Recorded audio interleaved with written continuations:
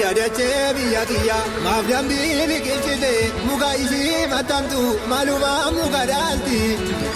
Yaagantuu biyya kiyya sobaan tulluu jigsite lammii koo gidirsite nuka nu geeffisite eegantummaa geeffisite. Amboo keessa garcalee saanqaan isaa sibiila bakka qoraasuma dhiira. Indandeenyu gabbarree kan nuuftee haphii yarree farda Oromoo hattee eenyurratti galii galte eenyurratti galii galte. Achi darabaa kaate nu tabbaa biyyaa taate jabaa mana taate nu galeera yaagantu akka nu bituuf kaate eessa akka nu bituuf kaate eessa akka nu bituuf kaate nu fettu Oromoo koo guddicha miti barsa baabichu akka afaan amaarracha maafallaanaan siiqichuun.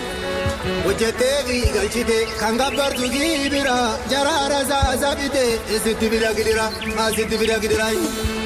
Inni sanyii leenjise diina qabee leenjise inni taa'ee leenjise naftanyicha leellise. Inni marroon guddise dhugaa sabaa mul'ise etteenyummaa isaa mul'ise diina qabee kuffise diina qabee kuffise diina qabee kuffise. Shaneejjatu shiftaan jettu sinna geenye naftanyaa jalaan deemu gobe.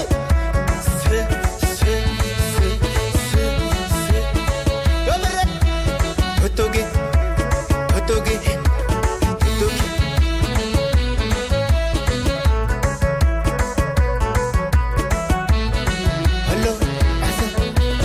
Didaago didataako walgakaati bakka jee.